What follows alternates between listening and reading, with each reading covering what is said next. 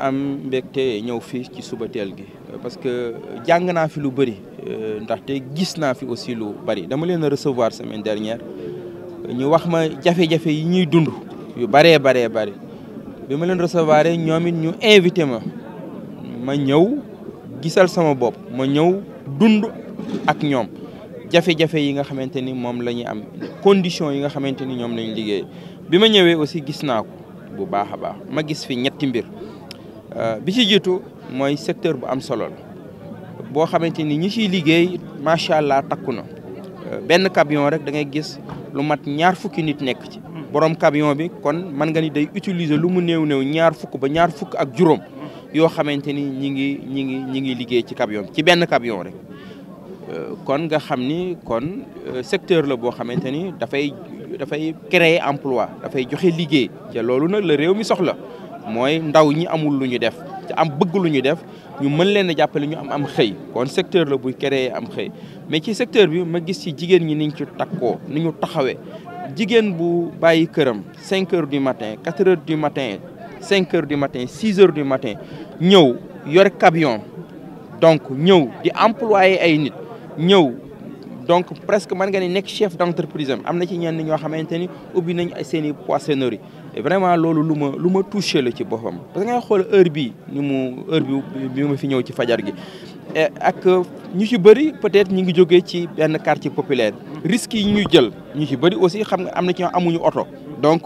risques yi ñuy ñëw pour que 5 heures mën leen fi fekk pour ñu ubbi seen camion pour que ñi ñu war a jox jën ñu war leen a jox jën et je pense que ni jigéen ñooñu wax dëgg yàlla lu ma touché la beneen bi mooy bu ma leen dégloo ci seen i wax dafa bari lu mu ñëw ñi ni camion bële Mauritanie la jóge camion bële Maroc la jóge muy nuru ni Sénégal nuruwul sax dafa nekk ni Sénégal dafay importer jën Sénégal li mu am ci géej Sénégal li mu am ci littoral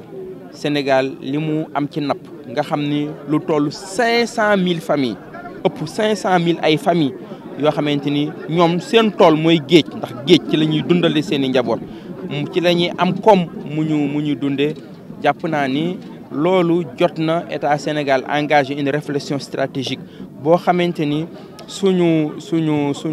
géej li ñu moomal suñu bopp ñun Sénégal dinañu ko protéger noo xamante ni yaakaar naa ni li ñuy soxla si géej li ñu soxla si jën war ko dundee wax dëgg yàlla war na faa mën a génne. bu loolu weesoo ñoom am na yu ñuy jooytu bi ci jiitu mooy problème mu sécurité ndax fii ci ginnaaw Ndumbe Ndiaye ci ñoom la bokkoon dañ ko fi boom kon sécurité ñor na leen et wax nañ ni soxla nañu ay làmp loolu dinaa leen ci jàppale bu baax a baax beneen revendication bi nga xam wax nañ ko mooy ay financement nee nañ soxla nañ ko yàlla dafa def fan yëpp maa ngi liggéey ak ay partenaires yu bëri ñu xool maanaam jigéen ñi maanaam jeunes yi maanaam yenn jeunes entrepreneurs yi nga xam dañuy am ay projet nan lañ xool mën leen a jàppale ci ay financement yaakaar naa ni liggéey boobu nga xam ne tàmbali naa ko yoo xam ne semaines yi di ñëw dinaa ci ñëwaat bu baax a baax yaakaar naa ni ñoom mën nañ leen ci dugal nga xool ñi ci am ay projet yoo xamante ni ñun mën nañ leen a encadrer ñoom ñi mën a am ay financement pour que seen liggéey gën a mën a jëm kanam loolu lu mën a nekk la mais revendication bi ci ëpp solo mooy marché aux poissons fii ñoom mënuñu fi nekk waaw mën nañ fi nekk rek ndéggandiku mais fa ñu war a jëm mooy marché aux poissons boobu ville de Thiès moo joxe terrain bi marché aux poissons boobu ville de Thiès ak ministre bi fi nekkoon Aliou Ndoye mi nekkoon ministre de la pêche ñoo defoon pose première pierre marché aux poissons boobu pare na tey jii mu ngi tëju boobu ba léegi état du Sénégal dafa ay milliards yu bari état du Sénégal dafa ay milliards ñi nekk ci secteur bi di ci liggéey soxla ko correspondance yi ma ci waroon a def ñëpp nag def naa ko ba amul benn autorité boo xamante ni nekk nga ci chaîne bi boo xamante ni binduñu la wax la processus su marché aux poissons boobu wax la ci aussi li ñu ciy xaar en tant que ville de Thiès wax la ci aussi li ci mareyeurs yi di xaar ma jàpp ni état du Sénégal et ñun ak moom am nañu responsable mooy xaalis bu toll noonu mënuñu koo fa cee def ba pare après ñu fexe marché bi gestion bi du nekk gestion boo xamante ni dina méngoo ak jamono suñu bàyyee marché boobu mu dellu ni marché yi nekk Sénégal nga xamante ne tey mu tàkk bu subaa mu lëlee ak la fay di tilim je pense que ni loolu histoire duñu ko pardonner kon war nañu anticiper ba gestion bi nekk gestion bu professionnelle ba gestion bi nekk gestion bu moderne ba gestion bi nekk gestion bu méngoo ak standing bi nga xamante ni marché bi am na ko ba mareyeurs yi gis seen bopp population yi gis seen bopp ba marché boobu ñu mën ko positionner waxuma la sax ci Thiès mais ñu mën ko positionner au niveau du Sénégal mais au niveau même de l'Afrique de l'Ouest loolu tàmbali nañ ci liggéey boobu ak toutes les autorités dinañu continuer et interpeller leen ci ba lu gën a gaaw ñu ubbi marché au poisson boobu. Monsieur le maire, les raisons de cette très matinale visite. J'avais reçu la semaine dernière les mareyeurs de Thiès et lors de cette séance de travail, ils m'avaient expliqué toutes les difficultés qu'ils rencontrent dans le cadre de l'exercice de leur travail. Et à la suite de cette rencontre, ils m'avaient invité à venir ici, moi-même personnellement, à cette heure précise pour mieux constater les conditions de travail très difficiles. Et j'ai constaté d'abord trois choses. C'est un secteur stratégique très important pour l'économie de notre pays parce que c'est un secteur pourvoyeur d'emplois qui emploie beaucoup de jeunes, qui emploie beaucoup de femmes et qui sont dans le secteur très braves. Et l'autre chose que j'ai constatée aussi, la mobilisation des femmes au niveau de ce secteur. Et je pense bien qu'ils ont une position stratégique dominante même dans ce secteur. À 6 heures du matin, 5 heures du matin, vous voyez toutes ces braves dames mobilisées qui contrôlent le secteur et je pense que nous leur devons du respect et je lance un appel au gouvernement de la République du Sénégal de mieux organiser ce secteur, de les soutenir, de les aider. L'autre constat est que le Sénégal importe du poisson. De la Mauritanie, du Maroc, ça pose un problème. De la rareté du poisson au niveau de nos côtes. Et je pense qu'aussi, cela nous interpelle. Et si aujourd'hui le Sénégal importe du poisson, et je pense que des mesures aussi doivent être prises. Et je pense bien pour mieux protéger la mer parce que cette mer nourrit plus de 500 000 familles au Sénégal qui dépendent de la mer. Plus de 500 000 familles. Le paysan, le matin, il va au travail. Le commerçant, il va au marché. L'instituteur va à l'école. Il y a des gens dont le champ, c'est la mer. Et donc, je pense que nous devons protéger bien ce secteur et l'État doit engager une réflexion stratégique pour la protection de ce secteur. Après ça, ces constats, il y a des revendications évidemment. La première revendication, c'est la question de la sécurité. La dernière fois, ici, une brave femme qui travaille dans ce secteur a perdu la vie, a été sauvagement agressée. Et donc, je vais essayer de voir avec eux au niveau de l'éclairage pour essayer de renforcer l'éclairage. Et ça aussi, c'est un engagement. L'autre revendication, c'est des financements. Et nous sommes au niveau de la mairie avec plusieurs partenaires en train de discuter, d'échanger. Et peut-être dans les semaines à venir, j'y reviendrai pour essayer de trouver comment aider les femmes, comment aider les jeunes, comment aider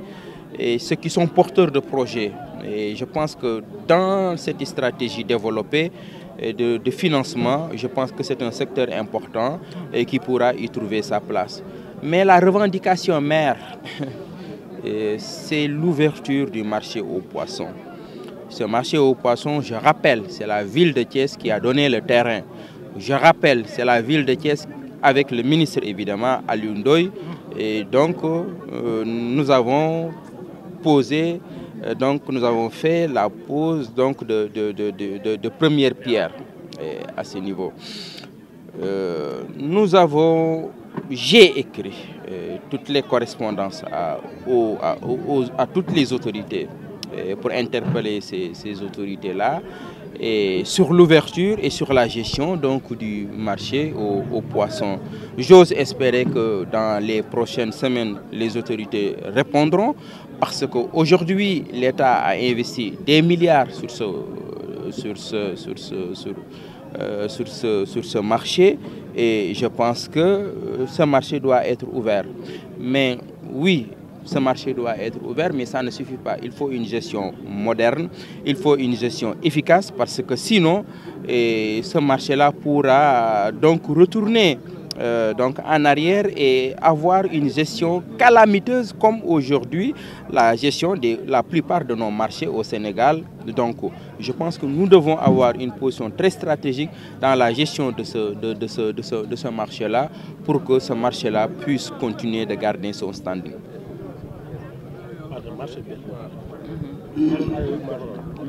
Asalaamaaleykum maa ngi leen di nuyu di leen siyaar di jéggalu ci kàddu gi may yëkkati di jaajëfal monsieur le maire rek ndax lim def nii yombul jafe nañu torop nag mu ñëw defal ñu ko kon dañ koy sant di ko gërëm ndax jàpp naa ne biñ nekkee fii ba léegi c'est la première fois ñu gis autorité bu ñëw visital ñu fii di ñu xoolal lan mooy suñu jafe-jafe ñu ngi koy doog a am tey mosuñu koo am te fii nag dund nañ fi lu nekk kuy xëy si yaa ngi jël sa toosu di niit yaa jënd sa bopp toosu marché boo ñëwee di niit bu fayee ñu sàcc sa jën wala lëndëm gi ñu lëndëmtu la lu nekk am na fii chaque jour lëndëm bi gardien bi fi nekk benn gardien la du fi ñime ndax fii day lëndëm guddi gi chaque jour ñu dajji fi oto nit sàcc fi ay jënam bërki démb oto Moussa yi gi yi lañ fi mujj a dajji jël fi ay carte te doo xam kan la ndax fii benn nit moo fi nekk di garder amul lampe leerul mënul nekk fii nekk fële ci lu mat ay 30 oto benn nit mënu koo surveiller wala ñaari nit bu doon day leer day gis lépp mais du leer ak ñàkk sécurité bi ñuy jooy ñun ñëpp moom la ñuy jooy benn baat rek lañ am li ñu tiital nii ba ñun ñëpp di jug ñàkk sécurité rek man moom bala maa xëy si 7 heures gis nga ñëw ngeen sama place fekku leen ma fi man moom bala maa xëy si mu leer nañ ndax alal jëralu ma sama bakkan bala maa xëy si ñëpp jug di julli ji ma àndandoo ñoom génn su ma amul oto sama buntu kër marché bu bees bi nag ñoo ngi ñaan di laajte encore une fois di demandé waat lan moo tax mënuñu see jot boobu ba léegi lan moo tax tijjiwul boobu ba léegi ndax jàpp naa ne ñun koor gi dañoo defe ne woon fa la ñuy wooree koor gi bi ñu fa demee Moussa Yekini mi ca banyo la tëdd naa man ne su koor gi jotee boo moytul fii laay ndogoo ñu jàpp ni ñun ñëpp fi la ñuy kooree ndax boobu marché bi presque pare na léegi ñun nag ñoo ngi laajte ak bëgg a xam lan moo ko téye ba mënuñu see jot ak lan moo tax mënuñu ñu koo livrer ñun loolu la ñuy demandé di ko laajte ndax xam nga ni fii moom ku fi nekk te am marché boo sañoon fii doo fi jaayee suba ndax fii bu tawee da ngay daanu fu nekk ngay jaar amul ndox li fi nekk ñoo ko defal suñu bopp suñuy 1000 francs yi ñuy dajale suñuy téeméer moom la ñuy def chaque année ñu génne ko def ko fii sëkke ko def ko grava pour mën fee taxaw pour jaay suturlu ndax bari na ñuy ñëw fii lañu yaakaar kon bu fii fayee rek mooy loolu bari na ñoo xamante ne bu ñuy génn seen kër 100 francs doon ko yor man mi tey ji bi may ñëw 1000 francs laa yor ci la passe wàcc fii dese 200 kon xam nga ni kooku boo ko karee di jël ci moom xaar rey nga ko man nee naa leen agresseur ma kar da ngay rus danga may rey ba pare rus ndax man 2000 laa yor wala 1000 francs du ma xëy si waale xaalis li nga yor booy dem marché nga koy bàyyi ci weefi ñu dee envoyé la ko ku matalewul looy yore looy yóbbaale ñun yoruñu xaalis ñun dañuy dem ñu lebal ñu ñëw jaay bëccëgee li ñu encaissé ñu yóbbuwaat ko di delloo dugalaat ko su bëccëgee ñu joxaat ñun noonu la ñuy dundee liggéey bi nag mi ngi marché ji dem ak ñëw ko jàpp jaaykati jën yi ñoo yor du jeex mais business rek la ñuy demee chaque jour business rek la ñuy demee ñoo ngi soxla nag ay financement encore une fois buñ ko mënee am ku ñu jàppale teg ñu loxo ba ñu dem ndax instant bi nii ni sa jën toll noonu la sa xaalis toll kenn lebleetul te mosuñoo am benn financement boo xamante si nii mi ngi jugee ci état jëm ci marié yi pour ñoom ñu mën a gis seen bopp di dem di jënd di jaay di am lu ñu am seen bopp buñ paree delloo ndax képp ka xam na ni kees moom am nañ jom am nañ fulla am nañ fayda mais financement yi moo yeggu si ñoom DER bii fi ñëw nii waa Thiès ñoo jël première te loolu ci ñu ndaw ñi la yam ñun jotuñu ci kon ñoo ngi tàllal suñuy loxo pour ñun ñu mën cee jot pour ñu mën a liggéey maa ngi jégalu si kàddu gi wasalaam man la Mame Marème Mbaye présidente mariée des femmes du GIE des mariés de Thiès ànd suqali suñu liggéey. encore une fois tamit Babacar Diop maa ngi koy sant bu baax a baax ndax si keroog bi ma demee si moom c'est la première fois ma gis ko xaw ma ko ñu wax seeni soxla ba pare man moom fu ma dem damay baraxal samay soxla ñii sax bañ nañ ko ba dañ dem damaa réew lañ may wax ndax fu ma dem. waaw mais message yi ma lancé woon dama ciy jaar parce que bi ma koy lancé àll laa ci àndal tey man maa ngi tudd Moussa Yekini Diop Ibrahima Diop laa tudd ñu xëgg maa xam ci Moussa Yekini man maay vice président mu am lu ñu war a leeral foofu parce que ñun dañoo am benn GIE boo xam ne dafa tudd GIE de mariage ànd suqali suñuy liggéey parce que comme ni ko ñëpp di defee diversion bi dafa bëri woon maire su xëyee Moussa lay gis bu subaa mu gis Habib ñi fi doon nekk mu sonal ñu torop ñu ànd booloo nekk benn Habib mii man ak papaam ñoo nekkandoon ci marché bi wax dëgg yàlla mu jàppale ñu côté ba mu demee ba mën a tut boole ñoo ak Habib mii ma ne leen nañ jël Habib pour liggéey pour defar ma topp ci gannaawam wax dëgg yàlla muy lu rafet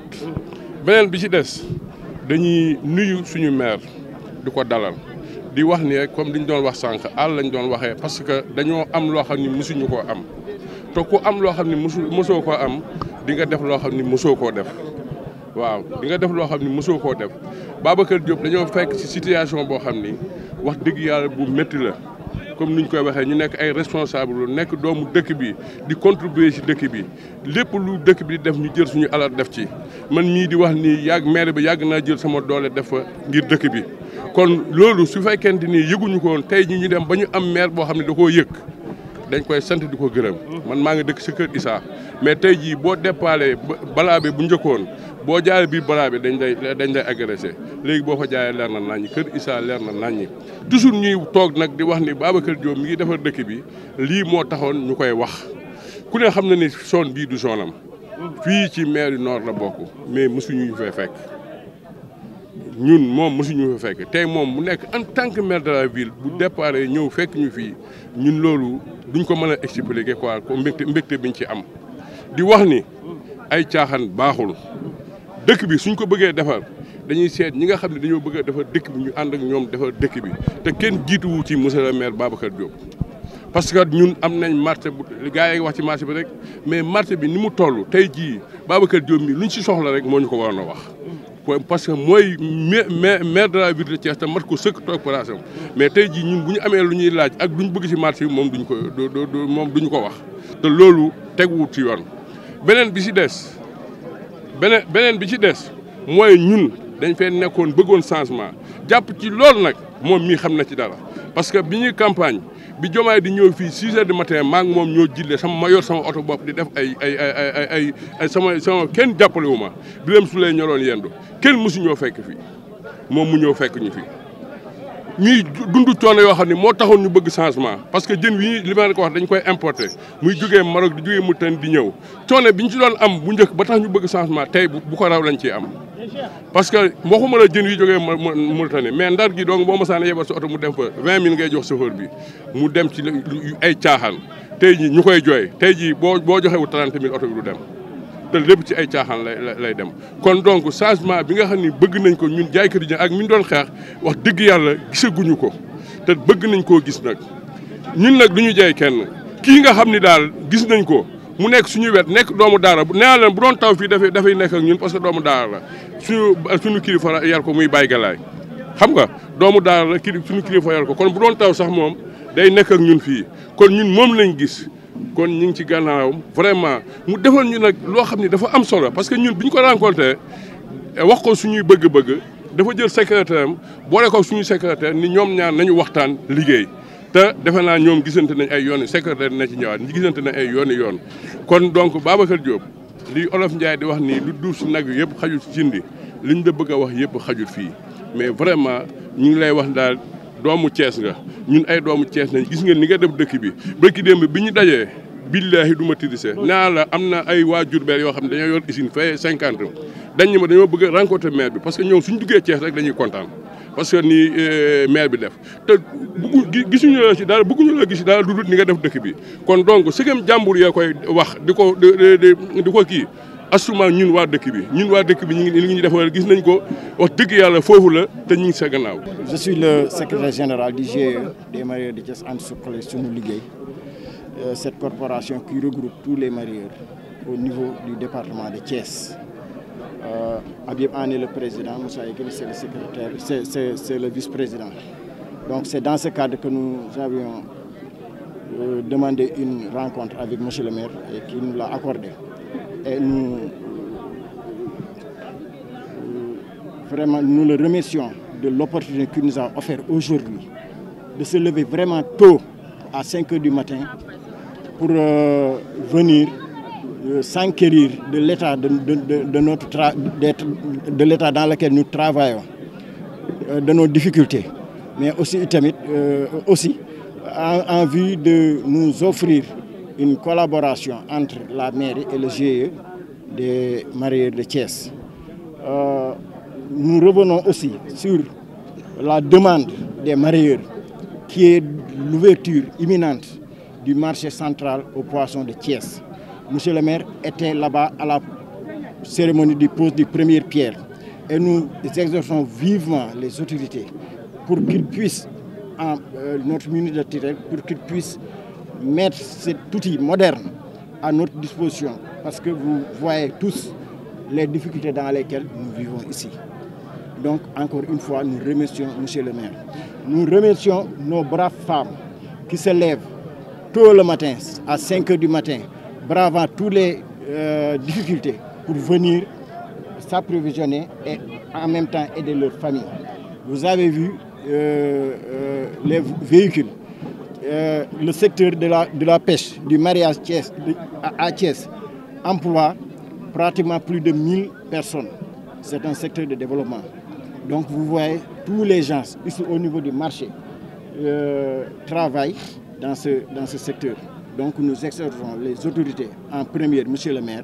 à nous aider, à nous soutenir, à nous mettre à nos moyens, des moyens financiers à sa disposition pour que nous puissions vraiment accomplir dans la sérénité nos travaux. Nous reviendrons aussi sur le problème de la sécurité au niveau de la région de Thiès. En collaboration avec le commissariat et le préfet, Monsieur le maire, ils doivent mener des actions pour garantir la sécurité à tous les citoyens thiessois. Parce que ce ne sont pas seulement les mariés qui sont visés, ce sont des gens dans leur chair, dans leur maison, qui sont agressés. Chaque jour, vous entendez des cas d'agression. Donc nous exhortons les autorités compétentes, le préfet, le maire, madame le commissaire, Sophie Toumbay, à vraiment nous venir en aide, à la population thiessoise en aide pour qu'ils puissent se sentir en sécurité chez eux.